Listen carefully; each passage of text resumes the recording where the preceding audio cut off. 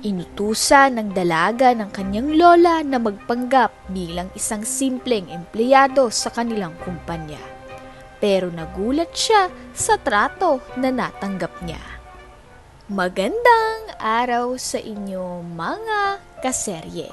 Ngayon ay buklatin natin ang panibagong pahina na naglalaman ng paksang ang lihim ng tagapagmana.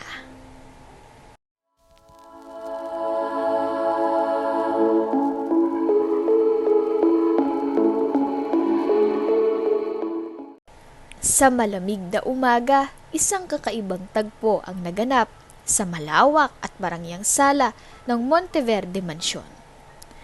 Ang sikat ng araw ay dumaan sa malalaking bintana.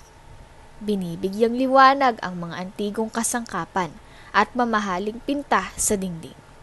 Sa gitna ng lahat ng ito ay naroon si Doña Consuelo Monteverde.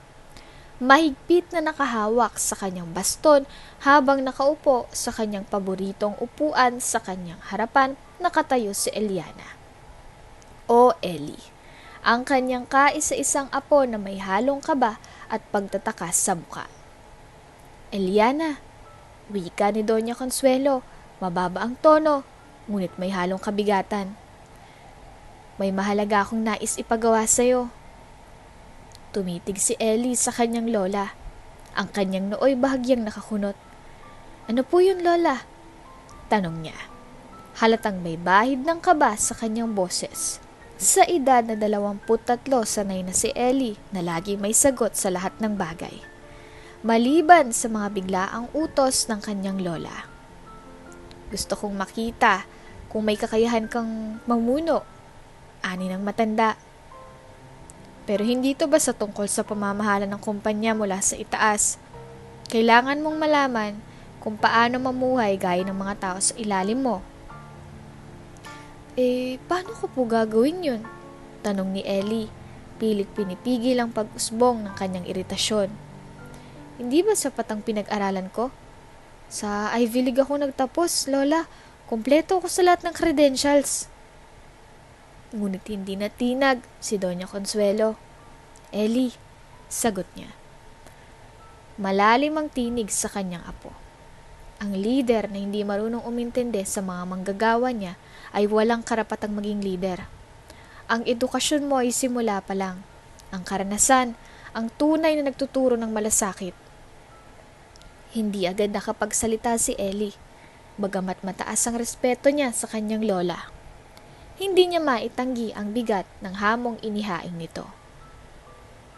Ngunit ano po ang kailangan kong gawin? Tanong niya sa wakas. Ngayon ay halatang naguguluhan. Mula ngayon, magtatrabaho ka sa Monteverde Enterprises bilang isang empleyado. Mariing sabi ni Doña Consuelo, hindi bilang si Eliana Monteverde, kundi bilang si Ellie Cruz. Walang dapat makakaalam kung sino ka. Magsisimula ka sa pinakamababang posisyon at magtatrabaho gaya ng lahat. Pero, lola, walang pero, Eliana. Tumayo si Doña Consuelo at sa kabila ng kanyang edad ay tila lumabas ang kanyang dating bilang isang lider na matatag ng kanilang pamilya. Itinuro niyang hawakan ng baston ang apo. Waring tinutuldukan ang pagtatalo. Kung hindi mo magagawa to, walang Monteverde Enterprises na mapupunta sa'yo. Magdesisyon ka. Nanatiling tahimik si Ellie. Alam niyang walang paraan para makipagtalo sa kanyang lola. Ang mga mata nito ay puno ng determinasyon. Isang tingin na alam niyang hindi dapat suwayin. Nag-iisip pa nga ito, naguguluhan kung paano niya haharapin ang hamon. Hindi siya sanay mabuhay na walang kapangyarihan. Ngunit higit sa lahat, naroon ang isang bahagi ng kanyang sarili na gustong patunayan ang kakayahan niya. Kahit kanino, kahit sa kanyang lola. Matapos ang ilang saglit, tumingala siya sa matanda at mahinang tumango. Sige po, lola, gagawin ko. Wika niya. Mahina, ngunit puno ng determinasyon. Isang maliit na ngiti ang sumilay sa mga labi ni Doña Consuelo. Yan ang gusto kong marinig, sagot nito. Ngunit sa likod ng ngiti ay naroon ang pag-aalala. Ang pag-asang sana'y hindi magbago ang kanyang apo sa kabila ng mga pagsubok na kakaharapin nito. Habang umaalis si Ellie mula sa sala, dala ang bigat ng responsibilidad, ang kanyang isipan ay puno ng tanong. Ano kayang naghihintay sa kanya? Ano ang magiging buhay niya bilang isang ordinaryong empleyado? Ngunit sa kabila ng lahat, isa lang ang malinaw. Kailangan niyang patunayan sa kanyang lola at sa sarili niya na kaya niyang harapin ang hamon ng mundo. Kinabukasan, suot ni Ellie ang kanyang simpleng puting blouse at itim na palda. Sa unang tingin, isa lamang siyang ordinaryong aplikante na nag-aasam ng trabaho sa Monteverde. Ngunit sa ilalim ng kanyang tahimik na anyo, taglay niya ang isang lihim. Siya ang tagapagmana ng milyon-milyong kumpanyang iyon. Sa ngayon, siya si Ellie Cruz. Hindi si Elisa Monteverde. Ang tunay na pangalan niya. Humigpit ang hawak niya sa peking resume habang pumila sa lobby. Isa-isa niyang tiningnan kung ang ibang aplikante ay may kabataang taglay at mukhang kinakabahan din. Ngunit may kaunting kumpiyansa sa sarili. Pumikit siya sandali at huminga ng malalim. Kaya mo to, Ellie. Isa lang tong hakbang patungo sa plano mo. Good morning, ma'am. Ano pong pakay niyo? Tanong ng receptionist nang siya'y makalapit sa mesa nito. Halata sa boss nito ang pagkaabala habang nag-aasikaso ng iba pang dokumento. Mag-a-apply po sana ako bilang administrative assistant. Sagot niya. Nabubulol pa kaya pilit niyang pinapakalma ang kaba sa kanyang dibdib. Tinanggap ng receptionist ang kanyang resume at saglit itong sinuri. Okay po, Miss Cruz. Pakihintay na lang ang tawag namin. Ngumiti si Ellie bilang pasasalamat at umupo sa waiting area. Habang hinihintay ang tawag ng HR, hindi niya maiwasang mapaisip. Paano kung may makakakilala sa akin? Paano kung malaman nilang totoo?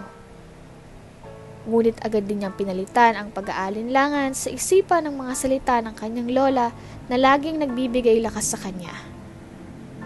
Ang tunay na leader ay marunong makibagay, hindi lang puro utos, kailangan alam ang nararamdaman ng mga tao.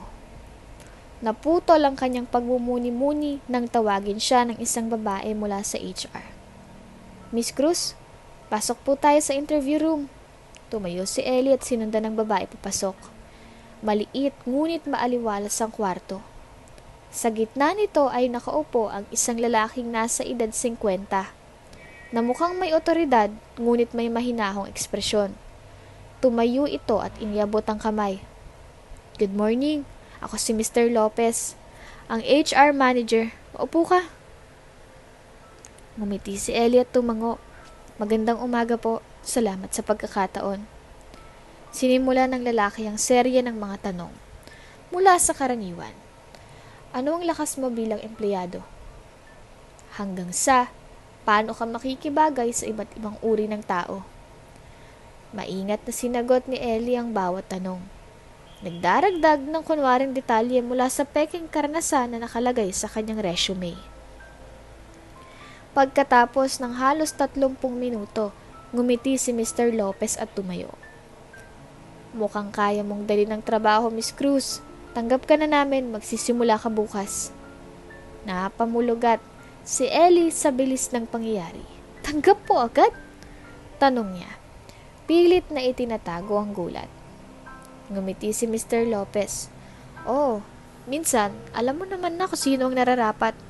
Welcome to Monteverde Enterprises. Pasensya ka na, nagkakamali pa. Lumabas si Ellie mula sa opisina na magkahalong saya at kabang nararamdaman. Simula pa lang ito. Sabi niya sa sarili, sa kabila ng lahat, hindi niya malilimutan ang tunay na dahilan kung bakit niya ginagawa ito. Ang maunawaan ng bawat aspeto ng kanyang balang araw ay magiging masaya para sa kanya. Sa unang araw ng trabaho ni Ellie, parang panaginip lang ang lahat sa kanya. Ang dating marangyang buhay bilang apo ng isang kilalang negosyante ay napalitan ng simpleng pamumuhay. Hindi na siya nakasuot ng mamahaling mga damit o nakasakay sa magagarang sasakyan. Sa halip, dala niya ngayon ang isang peking resume at ang pangarap na muling bumangon. Habang naglalakad papasok sa gusali ng Monteverde, dama niyang bigat ng bawat hakbang. Pinilit niyang huminga ng malalim upang pakalmahin ang sarili. Ngunit hindi niya maalis ang kaba. Sa bawat pintong kanyang nadaraanan, tila mas lumalapit siya sa isang mundo na hindi niya inaasahan. Pagdating niya sa HR, sinalubong siya ng isang babaeng may nakakabighaning ngiti ngunit halatang abala nga ito. Si Miss Liza, ang HR manager ng kumpanya, ay masigla ngunit mabilis kumilos. Tila bawat segundo ay mahalaga para sa kanya. "Good morning! Ikaw ba si Ellie Cruz?" Tanong ni Miss Liza habang tinitingnan ang hawak na papel. Opo ma'am," sagot ni Ellie, bahagyang yumuko bilang paggalang. Iniyabot niya ang resume gamit ang nanginginig na kamay. Sinubukan niyang itago ang kaba sa kanyang tinig. Kinuha ni Miss Liza ang papel at mabilis na tinignan ang mga nakalagay dito. "Okay, mukhang maayos naman ang mga detalye dito," sabi nito habang patuloy na nagbabasa. Hindi niya alam kung paano napapansin ni Miss Liza ang bahagyang pagpapapawis niya. Pagkatapos ng ilang segundo, tumingala si Miss Liza at ngumiti. "Welcome sa Monteverde Miss Cruz," anya, sabay tapik sa balikat ni Ellie. "Ikaw ay na-assign ka sa marketing department bilang assistant. Ang iyong immediate supervisor ay si Nathan Villamor. Mabait naman siya, pero medyo perfectionist. Kaya siguro maganda kung maaga kang makapag-adjust." Napakagatlabi si Ellie. Hindi niya alam kung dapat ba siyang matuwa o kabahan sa narinig niya. "Salamat ho, ma'am," sagot niya. "Walang anuman. Pero Ellie, gusto ko lang magtanong. Anong dahilan mo sa pag-a-apply dito? Alam mo, ang Monteverde Enterprises ay isa sa mga pinakamalalaking kumpanya sa bansa. Anong nag-udyok sa'yo na sumubok dito?" Bahagyang nag-isip si Ellie. Naisip niyang hindi siya maaaring magkamali sa kanyang sagot. Kailangan niyang magmukhang sigurado kahit puno ng pagkukunwari ang lahat. Gusto ko po kasing matuto sa isang kumpanya na may malaking pangalan. Pakiramdam ko po ay malaki ang maitutulong ito sa aking paglago bilang profesional." Tumango si Miss Liza. "Magandang sagot mo, basta tandaan mo dito sa Monteverde, mahalaga ang pagiging proactive. Huwag kang matakot na magtanong o mag-initiate kung sa tingin mo may maitutulong ka." Tumango si Ellie bilang sagot, ngunit sa kaloob-looban niya ay nag-aalala pa rin. Ang pagiging proactive ay isang bagay na hindi niya naisip kailanman. Palagi kasi siyang umaasa noon sa yaman ng kanilang pamilya. "Halika, dadalhin kita sa opisina mo," pag-aaya ni Miss Liza. Sumunod si Ellie, bitbit ang pangarap na muling itayo ang sarili. Ngunit habang naglalakad, hindi niya maiwasang isipin, hanggang kailan niya maitatago ang kanyang lihim? Pagkatapos ng maikling orientation ni Miss Liza, tumayo si Ellie sa harap ng pintuan ng marketing department. Pakiramdam niya ay bumibigat ang bawat hakbang habang iniisip ang paparating na unang araw ng trabaho. Pagbukas ng pinto, bumungad sa kanyang modernang opisina, mga empleyadong abala sa kani-kanilang desk, tunog ng mabilis na pagtipa sa keyboard, at marahang usapan sa telepono. Ang kabuuan ng lugar ay tila sumisigaw ng profesionalismo. Sa kabila ng ingay ng opisina, ramdam ni Ellie ang bigat ng mga matang tumingin sa kanya saglit bago bumalik ang mga ito sa kanilang gawain. "Ito si Nathan Villamor, supervisor nyo," ani ni Miss Liza, sabay turo sa isang lalaking nakaupo sa dulo ng opisina. Napatingin si Ellie kay Nathan at agad siyang nakaramdam ng kaba. Si Nathan ay matangkad, maayos ang tindig, at suot ang fitted na navy blue shirt na tila sadyang ginawa para sa kanya. Ang kanyang mukha ay seryoso at ang kanyang aura ay nagpapahiwatig na hindi siya madaling kausapin.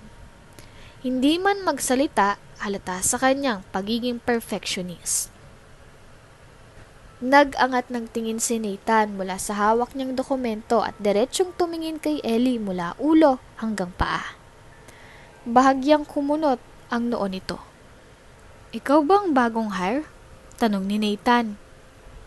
Hindi ito isang tanong ng pagbati kundi ang pagsusuri. Opo sir," sagot ni Ellie, pilit na pinapakalma ang kabang nadarama. Pinilit niyang panatilihing matatag ang kanyang boses. "Mabuti," sagot ni Nathan habang inilapag ang hawak na papel sa kanyang mesa. Tumayo ito at hinarap siya ng tuluyan. "Makinig ka ng mabuti. Dito sa opisina ko, hindi pwede ang palpak. Ang lahat ng ipapagawa ko sa iyo ay kailangang matapos sa tamang oras. Walang tanong, walang reklamo. Malinaw?" Tumango si Ellie. Sinisikap itago ang kaba sa kanyang mukha. "Good. Simulan mo ng mga papeles na to." Ani ni Nathan sabay turo sa tambak na dokumento sa gilid ng mesa. "Siguraduhin mong maayos ang pagkakasunod-sunod At isa pa, pakibili mo rin ako ng kape. Black, walang asukal." Patigil si Ellie saglit. "Kape?" Naisip niya sa loob-loob, tila hindi makapaniwala na ito ang unang utos sa kanya.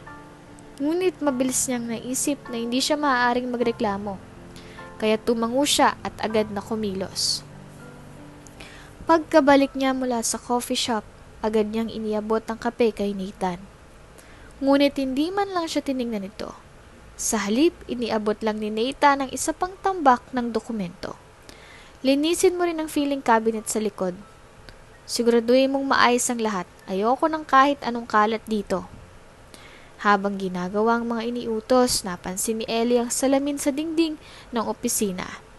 Doon niya nakita ang refleksyon. Isang lalaking nakayuko, hawak ang walis at tila nalulunod sa dami ng responsibilidad. Napabuntong hininga siya at bagyang napailing. "Para sa lola," bulong niya sa sarili. Pilit pinapalakas ang loob. "Kaya mo to, Ellie. Isang hakbang lang to patungo sa muling pagbangon."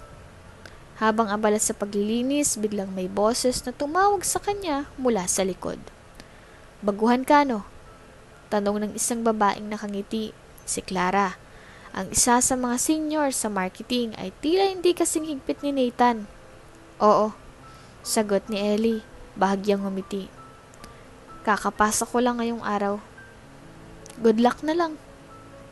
Biro ni Clara. "Kung si Sir Nathan ang boss mo, kailangan mong magdoble effort." Di siya madaling makontento. Napangiti ng kaunti si Ellie. "Mukha nga," sagot niya. Bagaman hindi niya maitatanggi ang pagod sa kanyang tinig. "Pero kung magtitiis ka, marami ka namang matututunan dito." Dagdag pa ni Clara. "At isa pa, hindi lahat ng tao dito ay tulad ni Sir Nathan. Marami rin namang handang tumulong sa'yo." Nakaramdam si Ellie ng kaunting ginhawa. Hindi pa man niya alam kung paano niya kakayanin ang lahat ng hamon, alam niyang kailangang magpakatatag. Ito ang bagong yugto ng kanyang buhay at hindi siya maaaring sumuko. Sa kabila ng lahat ng pagod at inis, natiling malinaw sa kanyang isipan ang dahilan kung bakit siya narito. Ang pangako sa kanyang lola at ang muling pagbawi sa lahat ng nawala. "Huwag kang mag-alala," bulong niya sa sarili habang muling bumalik sa trabaho. "Balang araw, magbabago rin ang lahat." Habang tumatagal ay lalong bumibigat ang mga gawain ni Ellie. Ang mga simpleng task na akala niya'y madali lang ay nagiging pasakit dahil sa dami ng kailangan tapusin sa loob ng isang araw. Hindi lang ito basta pagod ng katawan. Pagod na rin ang kanyang isip at damdamin. Sa bawat pagkakamali, tila naging isang likod niya si Nathan Villamor, ang kanyang supervisor, na laging handang magbigay ng komento na parang sibat sa kanyang kumpiyansa. Sabihin mo nga, Ellie, bakit ganito ang report mo? Kulang na kulang. Galit na sigaw ni Nathan habang itinataas ang hawak na papel na puno ng pula. Ang lahat ng tao sa opisina ay napatingin sa kanila. Ramdam ni Ellie ang mga mata ng kanyang mga katrabaho. Tila binabasa ang kanyang kahinaan. Pasensya na po, sir. Susuriin ko po agad. Mahina niyang sagot. Pilit niyang pinipigilan ang panginginig ng kanyang tinig. Ngunit dama ang bigat ng bawat salita. Pinagpapawisan siya sa noo habang iniisip kung paano niya aayusin ang mali. Susuriin mo? Kailan pa? Dapat tapos na to. Sa susunod ayusin mo na agad para hindi nasasayang ang oras ko. Sagot ni Nathan. Tumalikod ito at naglakad palabalik sa kanyang mesa. Iniwan si Ellie na nakatayo roon. Hawak ang papel na parang nagbabagas sa kanyang kamay. Huminga ng malalim si Ellie at bumalik sa kanyang mesa. Hindi siya umiyak, ngunit ramdam niya ang pagbigat ng kanyang dibdib. Sa halip na sumuko, ibinuhos niya ang natitira niyang lakas sa pag-aayos ng report. Sa isip niya, kailangan niyang patunayan na kaya niyang bumangon mula sa pagkakamali. Sa mga sumunod na araw, nagpatuloy ang ganitong sitwasyon. Madalas siyang ma-overtime ngunit hindi ito bayad. Palaging may mga bagong trabaho na ibinabato sa kanya. Kahit pa hindi ito bahagi ng kanyang job description. Ngunit imbis na magreklamo, tinitiis niya ang lahat. Alam niyang wala siyang ibang pagpipilian. Habang ginagampanan ng kanyang trabaho, napansin ni Ellie ang mga bagay na hindi niya agad nakita nung una siyang pumasok.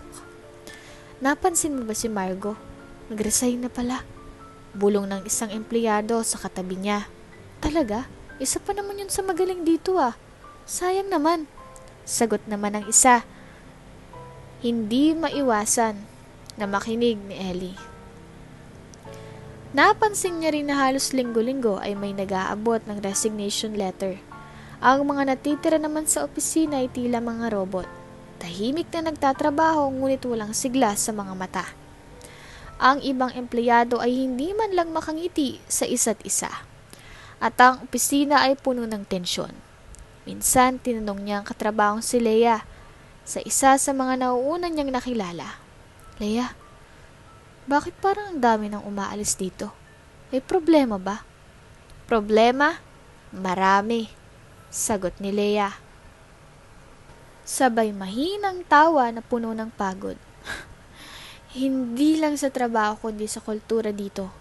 Hindi mo pa ba nararamdaman? Wala kang karapatang magkamali, pero kahit anong gawin mo, parang hindi sapat. Nakakapagod, Ellie.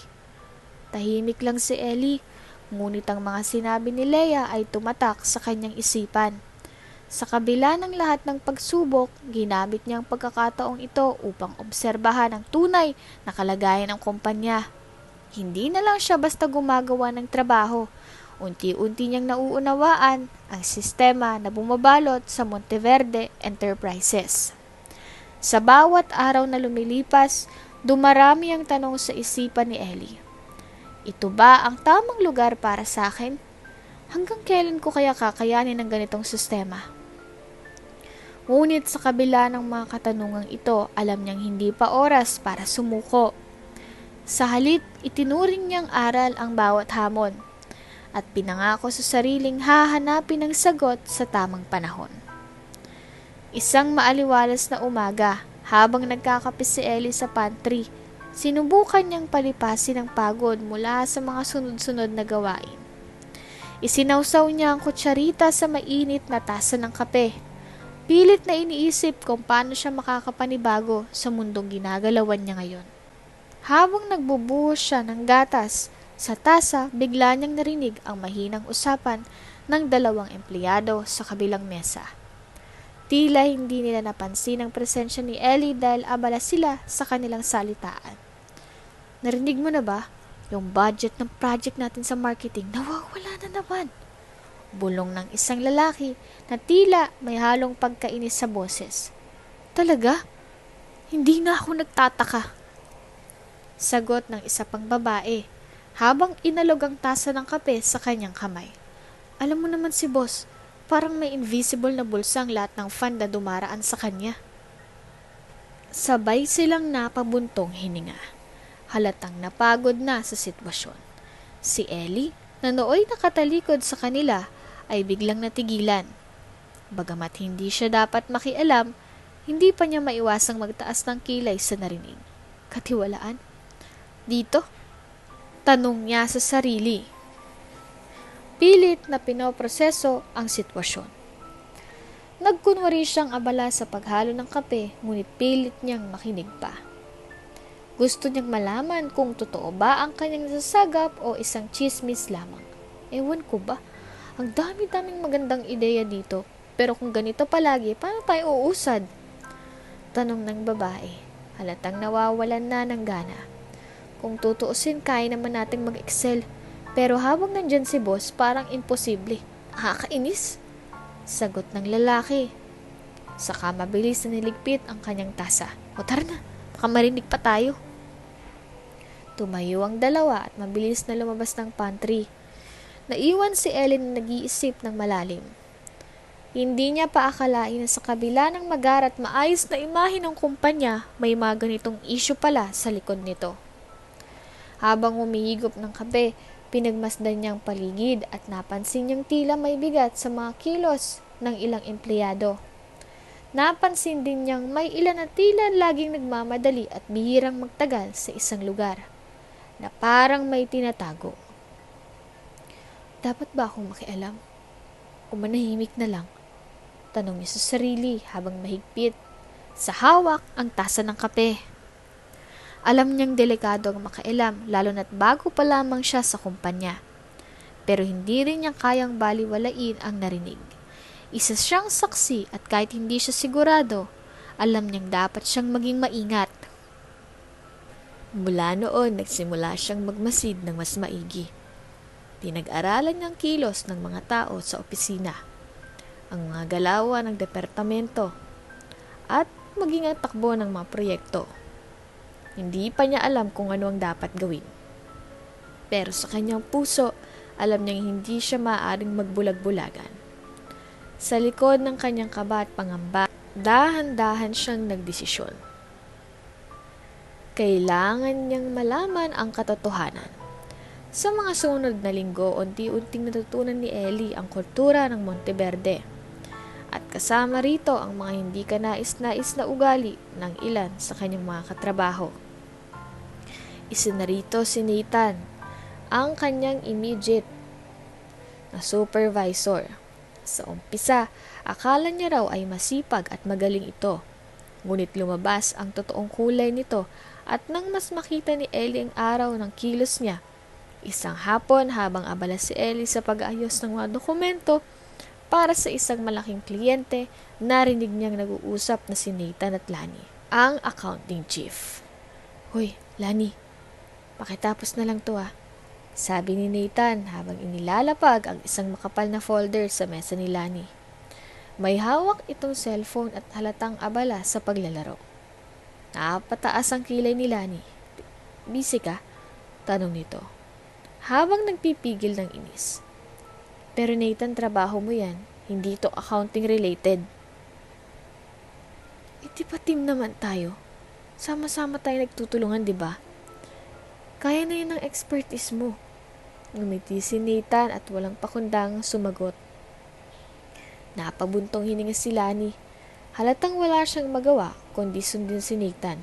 Sige na nga, pero sana naman, sa susunod, ikaw na ang gumawa ng trabaho mo. Oo na, promise, sagot ni Nathan. Ngunit kitang-kita kay Ellie na hindi ito sincero.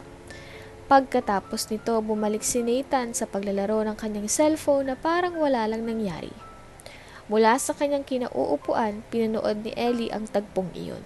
Napailing siya at napaisip kung paano nagagawa ni Nathan ang ganitong ugali nang walang takot na mahuli o mapagsabihan. Ramdam niyang bigat ng sistema, isang kultura ng pagsasamantala at kawalang malasakit. Kinagabihan habang pauwi si Ellie sakay ng jeep, tahimik niyang binuo ang mga ideya sa kanyang isipan. Paano ko sisimulan? Anong tamang paraan para maitama ganitong gawain? Tanong niya sa sarili habang tinitingnan ang malalayong ilaw ng lungsod. Sa kabila ng kanyang kababaang loob, alam niyang hindi siya maaaring manahimik na lamang. Napansin din kaya ng ilang ibang empleyado na tila takot magsalita laban kay Nathan o sa sistema ng kumpanya. Naramdaman niyang bigat ng responsibilidad na ipaglaban hindi lang ang sarili, kundi pati ang mga kasamahan niya. Kinabukasan, maagang pumasok si Ellie habang inaayos ang mga papeles sa kanyang mesa. "Ellie, mukhang busy ka rin ngayon ah," sabi ni Lani, hawak ang isang tasa ng kape. Ngumiti si Ellie at saglit na tumigil sa ginagawa. "Medyo, kailangan kasing matapos ang proposal para sa meeting mamaya." Tahimik na tumango si Lani pero tila may gusto pang sabihin. Maya-maya, nagtanong siya ng mahina. "Napansin mo ba si Nathan? Parang lagi siyang nagpapasa ng mga trabaho sa iba." Tinitigan ni Ellie si Lani na tila nag-aalangan. "Oo, napansin ko po," sagot niya. "Pero bakit po parang walang nagsasabi sa management tungkol dito?" Bumuntong hininga si Lani. "Maraming dahilan, Ellie. May mga natatakot mawalan ng trabaho. May mga iniisip na baka wala rin namang mangyari kahit magsalita. At ang iba, pagtanggap na lang na ganito ang sistema." Sa puntong iyon, tumibay ang loob ni Ellie. Alam niyang ito na ang simula ng kanyang hakbang para baguhin ang nakasanayan. Hindi man siya sigurado kung ano ang magiging resulta. Naniniwala siyang kailangan ay magsimula ng pagbabago. Habang bumabalik si Ellie sa kanyang trabaho, pumasok sa kanyang isipan ang mga plano. "Hindi ko kayang manahimik. Kailangan maging maingat pero malinaw ang layunin ko," bulong niya sa sarili.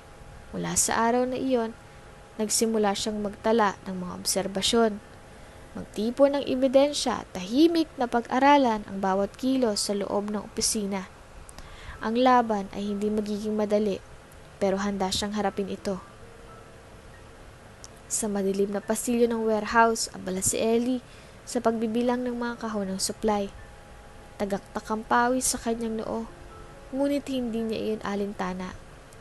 Sa kabila ng hirap ng trabaho, natutunan niyang pahalagahan ang bawat gawain, gaano man ito kaliit.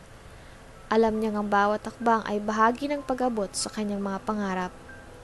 Ngunit sa likod nito, ng mga ngiti ng kanyang mga kasamahan, naramdaman niyang bigat ng sistemang tila hindi makatarungan. Isang malamig na gabi matapos ang mahabang araw ng trabaho, pumunta si Ellie sa pantry ng opisina. Tahimik ang paligid. Tanging tunog ng bumubulong na aircon at mahihinang kaluskos mula sa labas ang naririnig. Umupo siya sa isang sulok. May hawak na tasa ng malamig na kape. Nakayuko siya. Malalim ang iniisip. Habang nararamdaman ng bigat ng mga responsibilidad na tila unti-unting dumudurog sa kanyang balikat. Habang siya ay nagmumuni-muni, biglang pumasok si Sandra. Isang veteranang empleyado na matagal niyang nagtatrabaho sa Monteverde. Si Sandra ay kilala sa opisina bilang masipag at matatag. Ngunit higit sa lahat, siya ay mapagmalasakit sa mga kasamahan. Nakita niyang nag-iisa si Ellie kaya't lumapit siya at naupo sa tapat nito. Hawak ang isang tasa ng bagong timplang kape. "Ellie," malumanay na bungad ni Sandra, na tila ayaw gulatin ng binata. "Napansin ko parang ang dami mong iniisip nitong mga nakaraang araw ah." Napatingin si Ellie kay Sandra, bahagyang nagulat. Sandali siyang tumahimik, nag-iisip kung dapat ba niyang ibahagi ang kanyang saloobin. Sa huli, nagbuntong hininga siya at nagsalita. "Salamat, Sandra. Pero minsan kasi parang hirap. Yung pakiramdam na kahit anong gawin mo parang walang nagbabago. Parang laging kulang." Tumikhim si Sandra at bahagyang umiti. "Alam mo, Ellie," anya habang iniikot ang kape sa tasa, "lahat tayo dumaraan sa ganyan. Lalo na kapag bago ka sa isang bagay o kung pakiramdam mo ay kailangan mong patunayan ng sarili mo. Pero hindi ibig sabihin na wala kang halaga.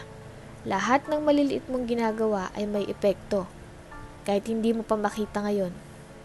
Napatingin si Ellie sa kanya, tila nakahanap ng kaunting pag-asa sa mga salitang iyon. Minsan kasi, iniisip ko kung tama ba tong landas sa tinatahak ko. Parang layo ko sa dati kong buhay. Tumango si Sandra, ramdam ang bigat ng pinagdadaanan ni Ellie. Ang pagbabago, Ellie, di laging madali. Alam mo minsan, kailangan nating iwan ng komportable para makahanap ng bagong direksyon. Mahirap sa una, pero dyan mo makikita kung gaano ka katatag. At Ellie, hindi masama ang magpahinga o humingi ng tulong. Tahimik na tumungo si Ellie. Ramdam niya ang katotohanan sa mga salita ni Sandra. May kakaibang init at bigat ang mga ito. Para bang tinatarget nito ang sugat na matagal nang nakabangon sa kanyang puso. Pero paano kung nawawalan ka na ng pag-asa? Tanong niya. Tila gustong marinig ang opinyon ng kausap.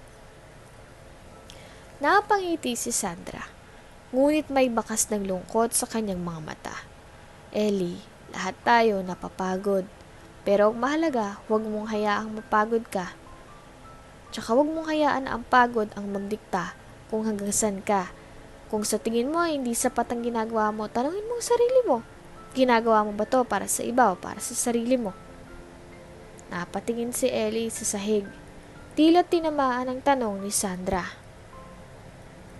Hindi siya nakasagot agad. Itinuloy ni Sandra ang kanyang sinabi. Ellie, minsan kailangan nating magtiis para maabot natin ang mga pangarap natin. Pero tandaan mo rin, may hangganan ng lahat. Hindi mo kailangang magpaapi ng tuluyan. Ang pagtitiis ay para sa mga bagay na mahalaga, hindi para sa mga nagpapahirap lang sa atin ng walang saysay. Naramdaman ni Ellie ang kakaibang init na bumalot sa kanyang dibdib. Parang may sinindihan si Sandra na maliit na apoy na matagal nang halos mamatay. Salamat, Sandra. Mahina niyang sabi, ngunit puno ng sinseridad. Kailangan ko talagang marinig yan. Ngumiti si Sandra at tumango. Lagi akong nandito, Ellie, tandaan mo. Hindi mo kailangang harapin ang lahat ng mag-isa. Ang trabaho ay trabaho lang, pero ang sarili mo hindi mo pwedeng kalimutan. Habang umalis si Sandra, nanatili si Ellie sa kanyang upuan. Ngayon, tila mas magaan ang kanyang pakiramdam. Parang unti-unting nababawasan ang bigat ng kanyang mundo.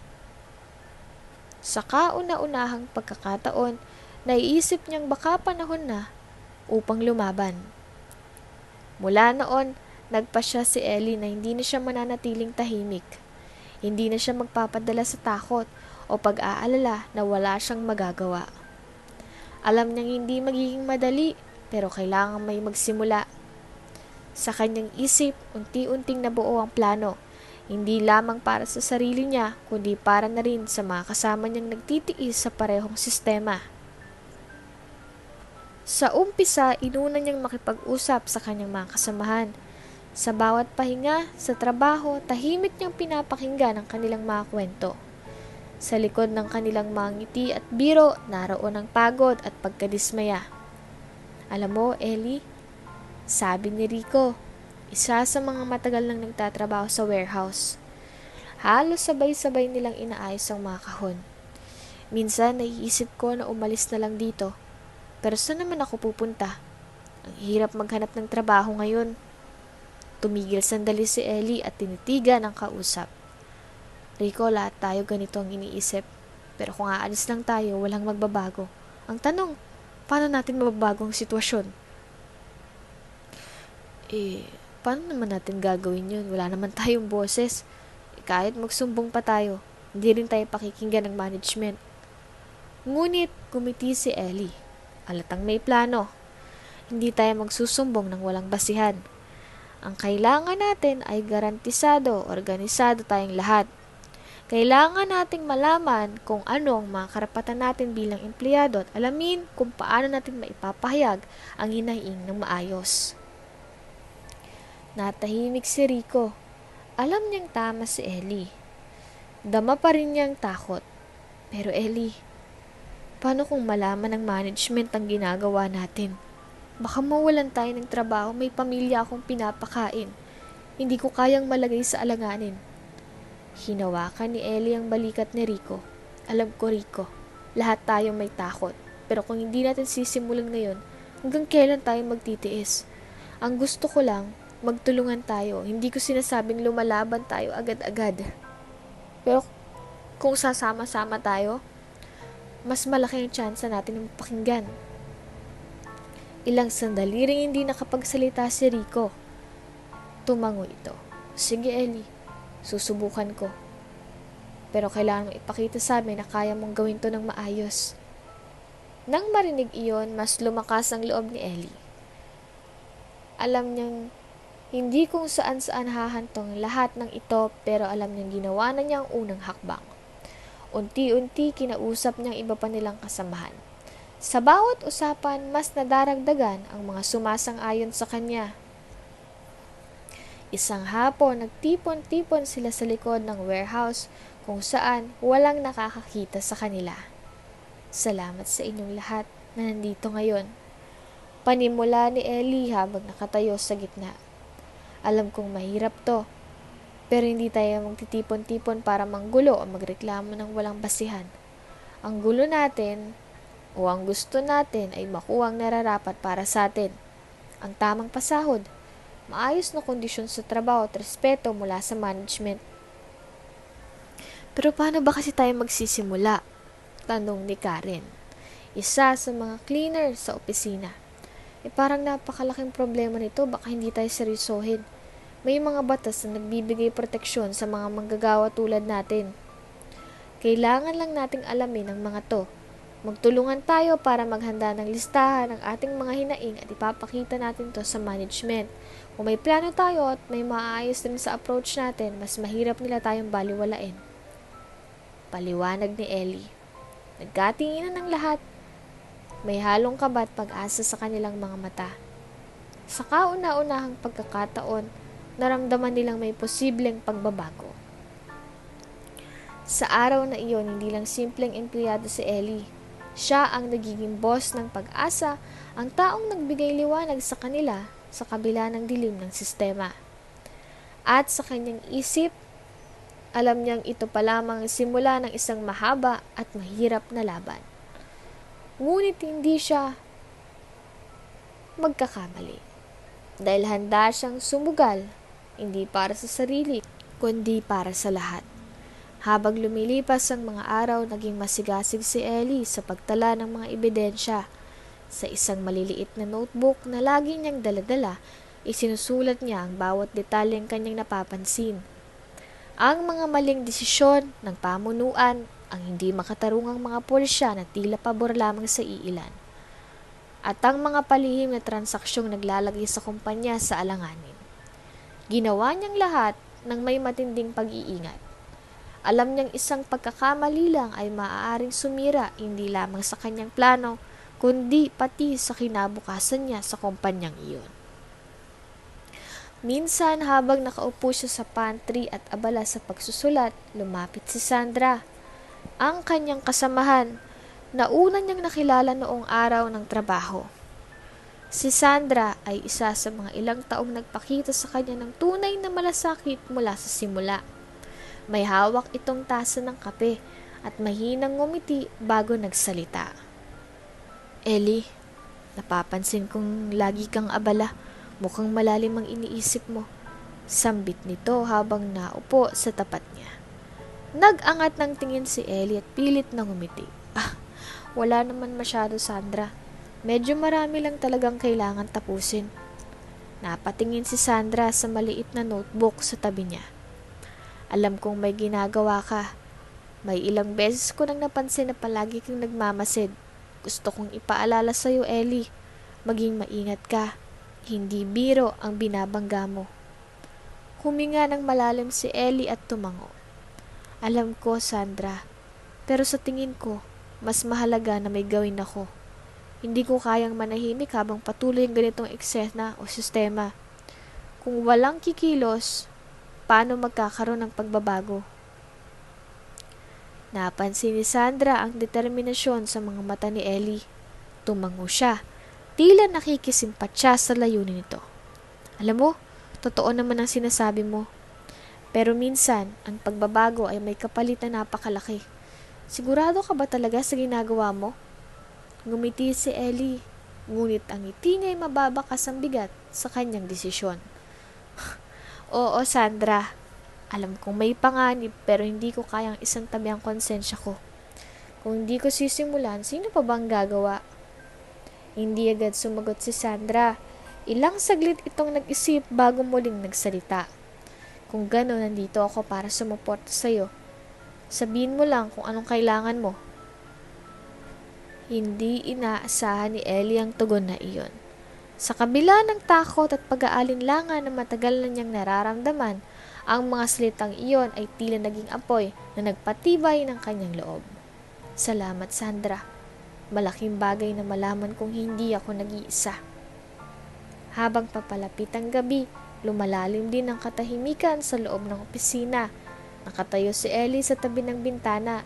Tinitingnan ang mga ilaw ng lungsod na tila mga bituing nakakalat sa kalangitan. Sa kabila ng pagod, hindi niya maiwasang ngumiti.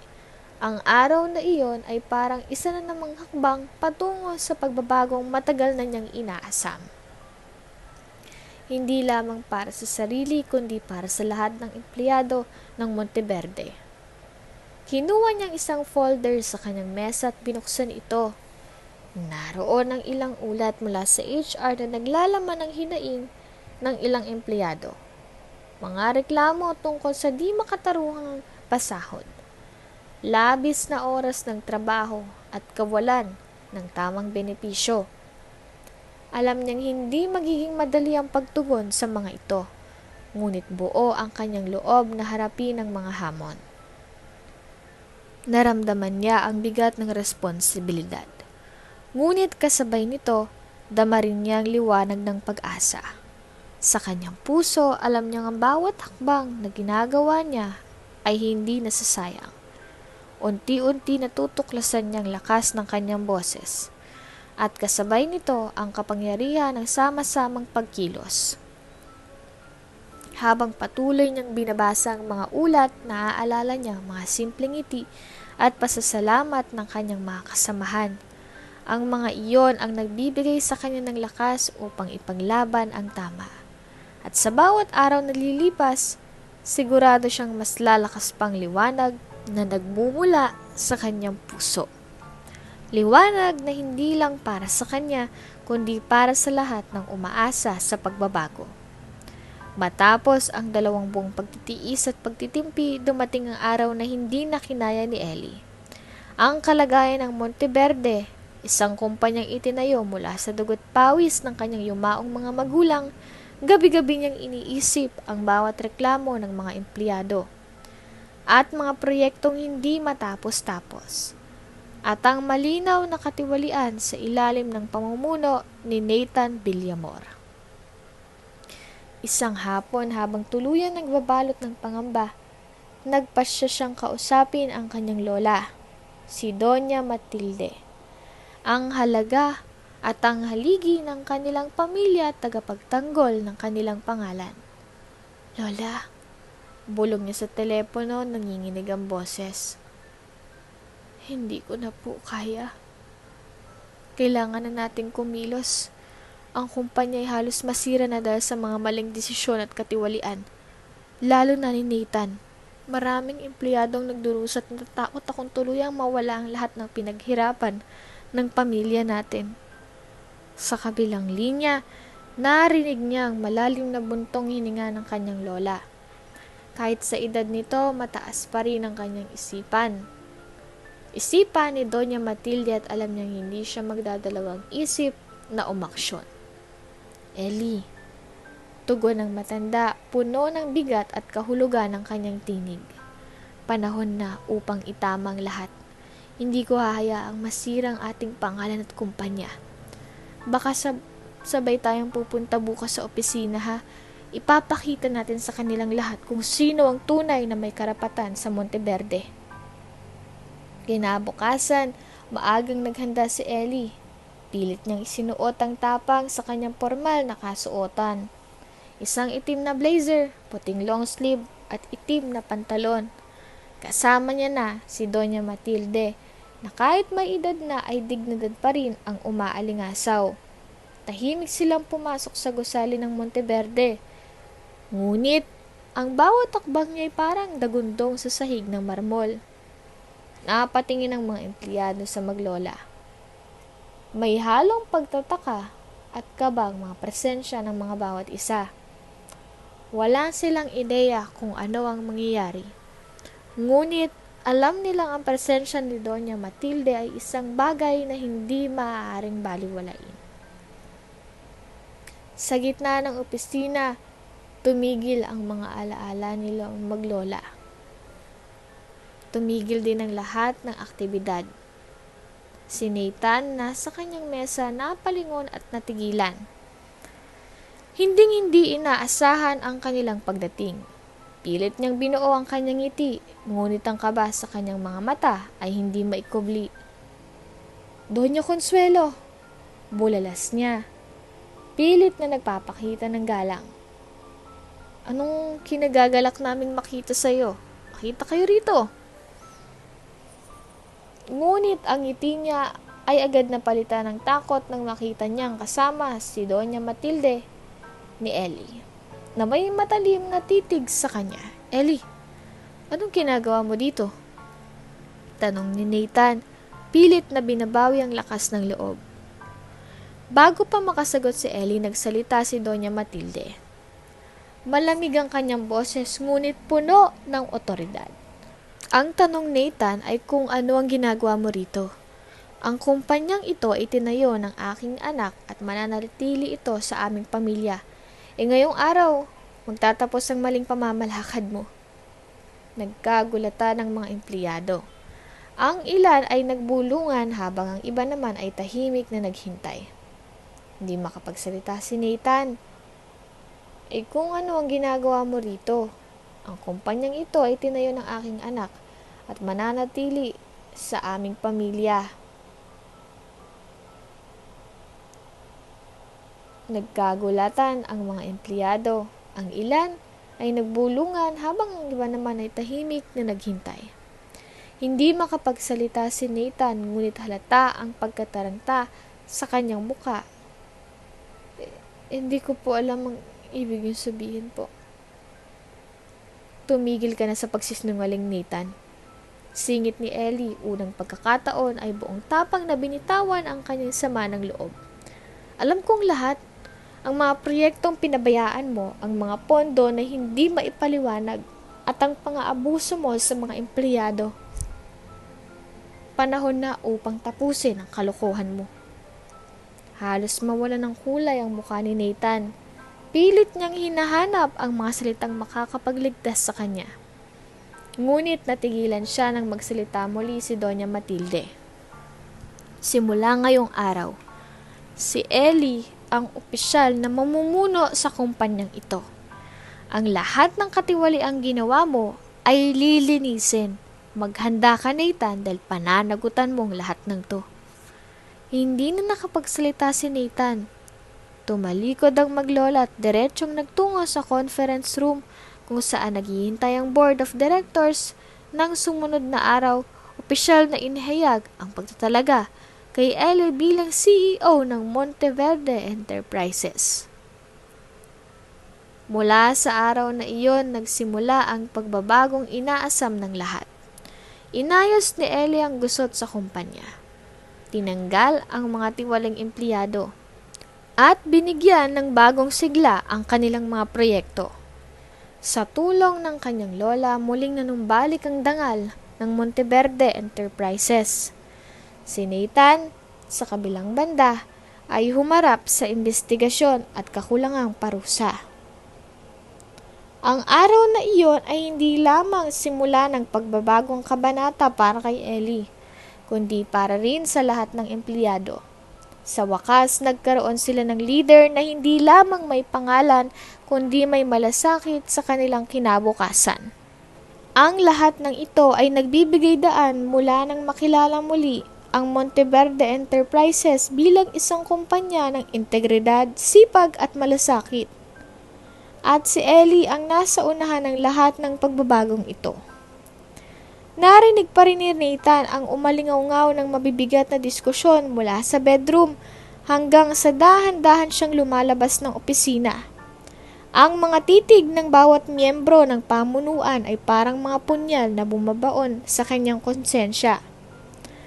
Alam niyang ang bawat salitang sinabi nila ay totoo.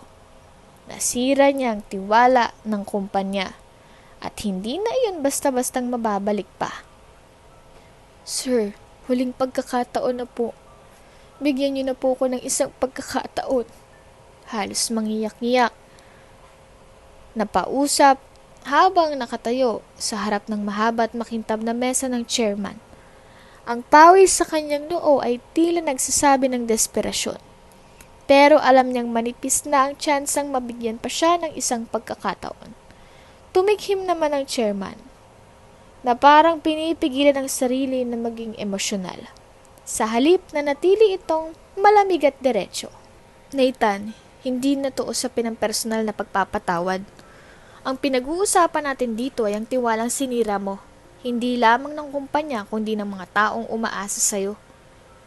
Bahagyang napayo ko si Nathan. Halos wala nang mukhang maiharap. Tumango ang chairman sa isang security guard na nag-aabang malapit sa pinto. Pakisamahan na siya palabas. Wala nang salitang lumabas mula kay Nathan. Tahimik niyang kinuha ang kahon ng kanyang mga gamit na parang sumisimbolo ng lahat ng nawala sa kanya. Bawat hakbang niya palabas ng opisina ay parang kumakalimbang sa kanyang isip. Paulit-ulit na ipinapaalala ang bigat ng kanyang pagkakamali. Sa labas, unti-unting kumalat ang balita, kasama ang balitang pagsasampa ng kaso laban sa kanya at iba pang tiwaling empleyado. Sa kabila nito, sinimulan na ng pamunuan ng Monteverde ang pagbabagong sistema para muling buuin ang tiwala ng kanilang mga kliyente at empleyado. Samantala, sa bahay ni Ellie, ang dating simpleng hapunan ay nagiging masaya at makulay. Nasa paligid ng lamesa ang kanyang pamilya at ilang matatalik na kaibigan. Masayang nagkikwentuhan habang nagbabahagi ng masasarap na pagkain na puno ng tawanan ang paligid. Ngunit, nang magsimulang magsalita ang kanyang lola, tahimik na napako ang lahat ng atensyon sa kanya. Ellie, tawag ng matanda, habang nakatingin ng diretsyo sa kanyang apo. Ang kanyang tinig ay senseridad at mapagmahal. Sa lahat ng pinagdaanan mo, ipinakita mo sa akin na kaya mo. Kaya mong maunawaan ang mga tao. Kaya mong harapin ang hirap at higit sa lahat, kaya mong ipaglaban ng tama. Napahinto ang matanda, saglit na tumingin sa lamesa, bago muling tumingin kay Ellie. Dahil doon natutuwa ko, apo. Dahil alam kong handa ka. Hindi ka lang handang mamuno, kundi handa ka para sa mga mangyayari. Nabigla si Ellie sa sinabi ng kanyang lola. Nanatili siyang tahimik bago nagsalita. Lola, hindi ko po magagawa na mag-isa kung wala pong suporta ng buong team. Hindi ko po magagawa lahat ng yun. Ngumiti ang matanda. Ang ngiti na tila nagsasabing tama ang sagot ng kanyang apo. Tumango ito ng marahan. Tama ka, Ellie. Mahalagang pagtutulungan at hindi mo dapat kalimutan iyon. Pero tandaan mo, sa bawat grupo kailangan ng isang leader. Isang leader na handang tumayo at ipaglaban ng tama kahit mahirap. Napayo ko si Ellie.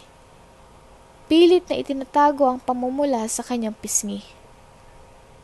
Salamat po, Lola. Maraming salamat po. Pero alam ko pong marami pa akong kailangang matutunan. Muling tumawa ang matanda. Ang tawang puno ng pagmamahal at tiwala. Totoo yan, apo. Ang pagiging leader ay hindi natatapos sa pagtanggap ng responsibilidad. Ang mahalaga ay bukas ang puso mo sa pagkatututo at handa kang gabayan ng iba. Ngumiti si Ellie, ang kanyang mga mata ay nagniningning sa determinasyon. Alam niyang mahaba pa ang kanyang tatahakin. Pero sa gabing iyon, sa gitna ng kanyang pamilya, naramdaman niyang unang hakbang patungo sa bagong simula. Sa hapong iyon, naramdaman ni Ellie ang init ng suporta mula sa kanyang pamilya. Higit pa sa papuri, pagtitiwala ng kanyang lola ang naging inspirasyon niya upang maging mas mahusay at responsable sa mga darating panghapon. Sa beranda ng mansyon, malamig ang simoy ng hangin habang tahimik na nakaupo si Ellie, nakatanaw sa malawak na hardin na bahagyang nailawan ng buwan. Hawak niya ang isang basong may natitirang kape, ngunit tila hindi yan ang laman ng kanyang isip. Ang bawat takbang ng kanyang nakaraan ay parang pelikulang paulit-ulit pinapanood sa kanyang alaala. Hindi nagtagal, narinig niya ang pamilyar na yabag ng kanyang lola, si Doña Consuelo, ang matriarkang tumayong gabay sa mga panahong pinakakailangan niya ng karamay. "Anak, mukhang malalalim ang iniisip mo," bati ni Doña Consuelo, bitbit ang isang tasa ng mainit na tsokolate. Umupo siya sa silyang katabi ni Ellie at inilapag ang tasa sa lamesa. Napabuntong hininga si Ellie at bahagyang tumingin sa kanyang lola. "Lola, minsan iniisip ko, paano kung di ako nagbago? Kung di ko napagtanto ang mga pagkakamali ko noon. Baka tuluyan ang bumagsak ang Monteverde. Baka tuluyan ang naglaho ang lahat ng itinaguyod ni Papa." Ngumiti si Doña Consuelo. Isang ngiting puno ng kabaitan at karunungan at tila nagpapagaan lagi ng loob ni Ellie. "Alam mo, Ellie, ang buhay ay hindi tungkol sa pagiging perpekto. Lahat tayo nagkakamali, pero ang tunay na sukatan ng tao ay kung paano niya itatama ang kanyang pagkakamali. Minsan, kailangan nating masaktan, maligaw, at matutong tumayo muli. Ang mahalaga, anak, natututo ka." Napatingin si Ellie sa lamesa, parang sinusuri ang bawat salitang sinabi ng kanyang lola. "Lola, hindi naman pinakamahirap na sitwasyon ang mawala ng pera o negosyo. Ang pinakamahirap dyan ay yung mawala mo yung tiwala ng tao sa'yo. Kung wala kang malasakit sa mga taong kasama mo sa tagumpay, walang kwentang lahat." Hinaplos ni Doña Consuelo ang kamay ng apo. "Tama ka, Ellie. Kaya tandaan mo to, ah. Ang pagiging leader ay hindi lang nasusukat sa galing mong magdesisyon na mag-utos. Nasusukot ito sa kung paano ka marunong makinig, umanawa at magpakumbaba. Ang malasakit mo sa ibang magbibigay sa iyo ng tunay na respeto." Hindi napigilan ni Ellie ang bahagyang ngiti. Ang bawat bigat sa kanyang dibdib ay tila unti-unting gumagaan. "Kaya nga po mula ngayon gusto kong maging leader na karapat dapat tularan. Hindi lang para sa kumpanya, kundi para sa mga taong nagtitiwala sa akin.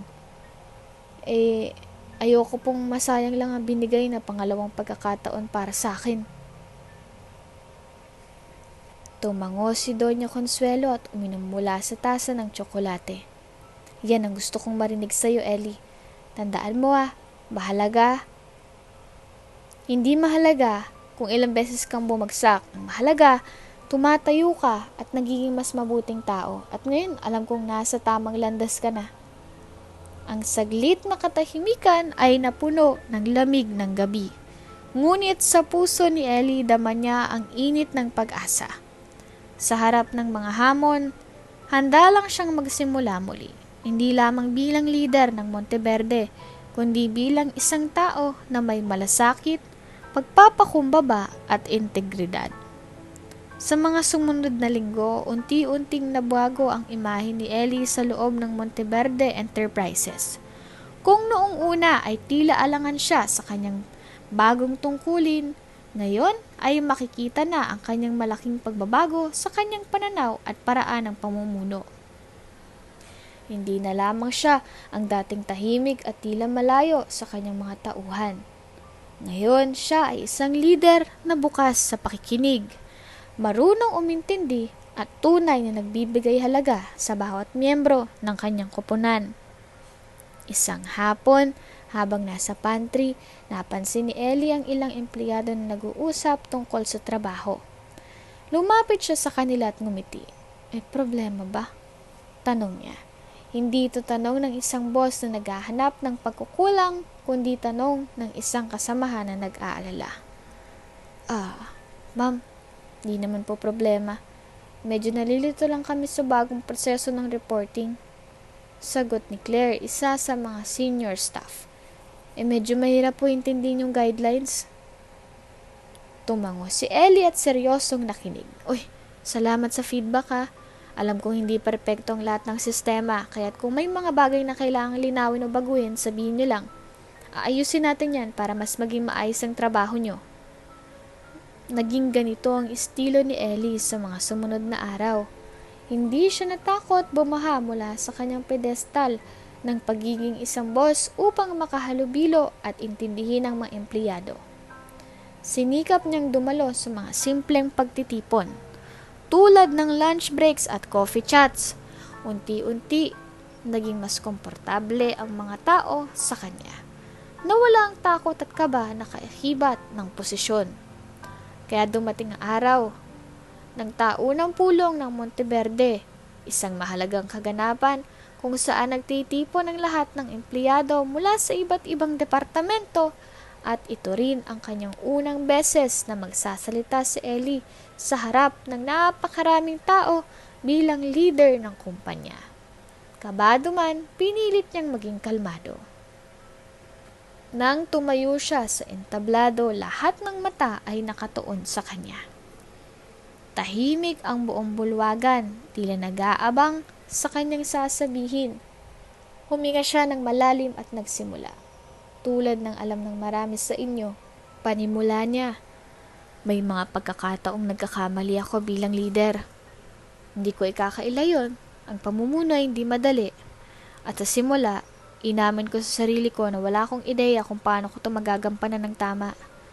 Saglit siyang huminto at tinitigan ang mga taong sa harap niya. Ngunit sa gitna ng pagkakamali, natutunan ko ang napakalaking bagay. Ang tunay na leader ay hindi natatakot bumaba upang unawain ang mga nasa ilalim. Ang bawat isa sa atin ay may papel na magagampanan. Ang bawat ambag, gaano man kaliit o kalaki, ay mahalaga. Nakita niya ang ilang empleyado na tumango bilang pagsang-ayon. Nagpatuloy siya. Lahat tayo bahagi ng tagumpay ng kumpanyang to, kaya't mula ngayon, nais kong masigurado na ang bawat isa sa inyo ay naririnig, kinikilala at binibigyan ng tamang halaga. Nagkaroon ng katahimikang sandali, ngunit ilang saglit lang bumungad ang masigabong palakpakan. Ramdam ni Ellie ang mainit na pagtanggap ng kanyang mga tauhan. Nakita niya ngiti sa mukha ng bawat isa at naramdaman niya ang suporta na hindi niya lamang galing sa posisyon niya bilang leader, kundi mula sa puso ng mga taong nagtitiwala sa kanya. Sa gitna ng palakpakan, naramdaman niyang bigat ng responsibilidad. Ngunit sa pagkakataong ito, alam niyang hindi na siya nag-iisa. Sa bawat takbang, kasama niya ang kanyang koponan, isang pamilya na handang magtulungan para sa tagumpay ng bawat isa at ng kumpanya. Dito ko na nga po isasara ang kabanatang pinamagatang Ang Lihim ng Tagapagmana.